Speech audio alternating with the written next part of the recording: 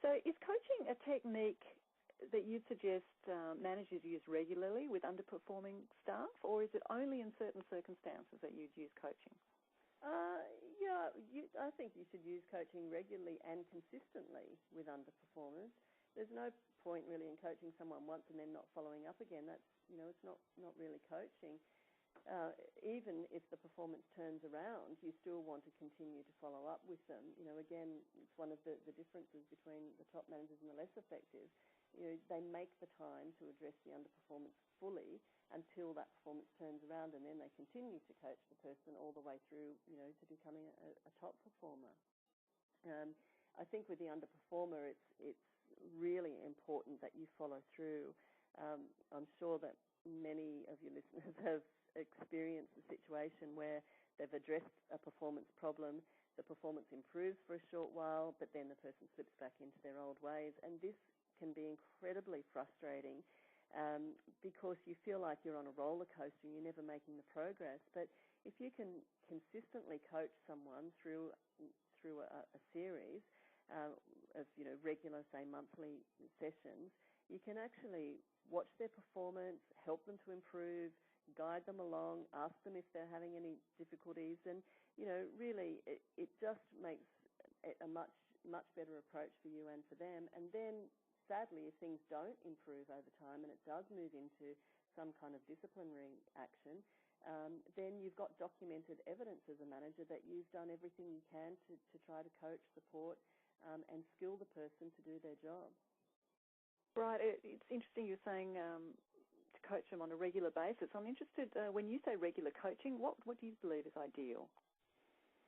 It depends on a few things, I suppose. How bad is the underperformance, first of all? If it's, gotten to the point where it is really serious, then, that's going to mean that you need to coach more regularly. How long has it been going on?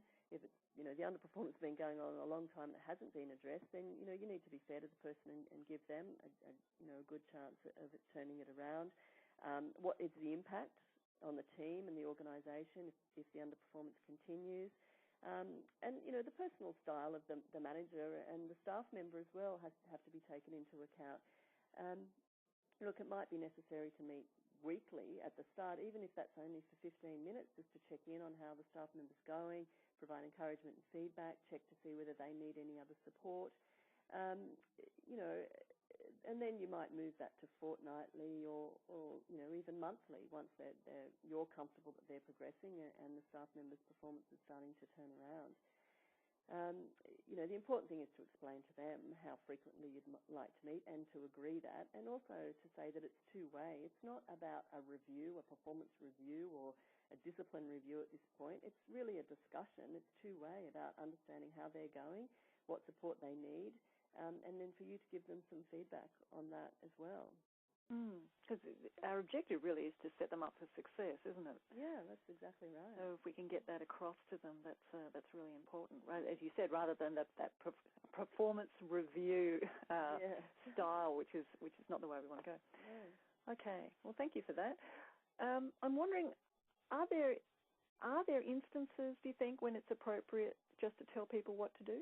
Oh yeah, for sure. I started to touch on them in the last question, but if a staff member is very inexperienced and just doesn't have the skills or competencies to work it out for themselves, coaching will still work in a sense that you can ask the right questions, almost leading questions to get them to think about it. But if they're really just inexperienced, you have to tell them, and that's not coaching. You have to instruct. If the situation or the time doesn't allow, for example, if there's a really critical deadline or someone's health is at risk, you can't sit and have a nice discussion about it. You just have to act right then and there. And, again, if you've tried the coaching and it just hasn't worked and you start to move into a disciplinary discussion, then it's quite important, I think, to make that clear that the coaching has ended and now you're into discipline, and that's a much more directive conversation that you're going to be having with the person. I think it's really important for new managers to realise that coaching is a technique. It's just another tool in their toolkit, and they can change their style depending on the situation and use what's appropriate. So thank you for clarifying that. So in summary, Sue Ellen, what are the key steps handling this underperformer? Okay, so 10 steps, I think. Make it easy to remember. 10 steps. Number 1, act early, be proactive with it. As soon as you see it, address it, take some action. Number 2, discuss one-on-one and in confidence with the person. If you want them to open up and talk about any personal issues or development needs that they have, it needs to be in confidence and one-on-one. Number 3, ask open questions to see about how they're feeling about their performance. Don't tell them, from your perspective, ask the open questions and get them to open up. Number 4, assess any goals that they have. Are they realistic? Before you start to get them to commit to those goals. Number 5, are there training issues that are holding them back? Maybe they just don't have a certain skill, or they haven't had any training in a particular area. 6, are there personal issues holding them back? Again, we talked about the impact of personal life on work life. Number 7, adapt the goals, if possible, to find some agreement and to get the commitment. We talked about people needing to buy into the goals in order to achieve them. Number 7, get their ideas on how they can improve. So don't tell them all the answers. Get people thinking, because you're always more committed to your own ideas than what you are to others. Number 9, get them to commit to the next step. So ask them, so what's the next thing, or what's the first thing that you would do to start to move towards this goal? And then finally, it's important to agree the next meeting date. Make it clear that, okay, we're going to meet again next week, and next week we'll review how you've gone with that action that you've just committed to. Fantastic, Sue Ellen. So there's 10 really clear action steps for new managers to take. And each of those steps obviously involves some skills, which we can talk about further, and the managers can obviously start to progress and improve those coaching skills, because they really are the core of coaching. Yeah. Okay. Amica Coaching is an interesting name. It's the name of your company. It's unique. How would you say it's different from other coaching companies? My husband and I actually have a management consulting business too, and that's called Amica Consulting. So when we started these businesses, we really put a lot of thought into the names. I'm not sure whether you speak Italian. I certainly don't, Juliet. But Amica actually means friend in Italian, and it's close to amigo, which I'm sure a lot of people have heard, and that's Spanish or Latin for friend. So in our consulting and coaching businesses, we treat our clients as we would our friends. I know you have a few tools in your toolkit that our listeners might be interested in. What have you got that you'd like to share with us about fast-tracking these skills to handle these issues of underperformance and overperformance? Yeah, thanks. I've got a couple of things in my kit bag, and to be honest, the best tools that I can recommend, the e-book, Coachtalk for Managers that we spoke about.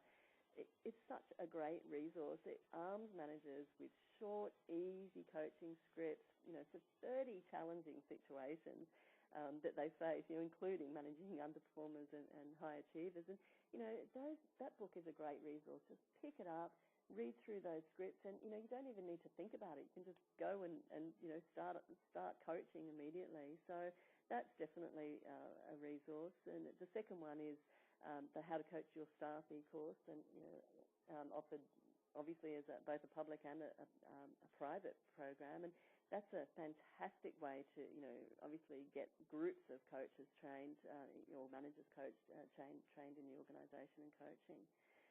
And both of these links can be found on my website at amicacoaching.com.au. And I've also got a few other tools or assessments that I'd be happy to share with anyone if they'd like to email me for them. And things like a change readiness assessment tool, the stakeholder matrix that I spoke about, various leadership skills assessments, something called 101 communication mistakes. So I've got various things that I've gathered over the years and developed myself, and I'd be happy to share those as well.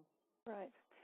Well, thank you very much, Sue Ellen. It's been a wonderful guide, particularly the steps that you went through, that a new manager can just, really sit down and start thinking about, take a deep breath before they jump in and react. They can decide how they're going to respond and perhaps follow those steps that you outlined for us.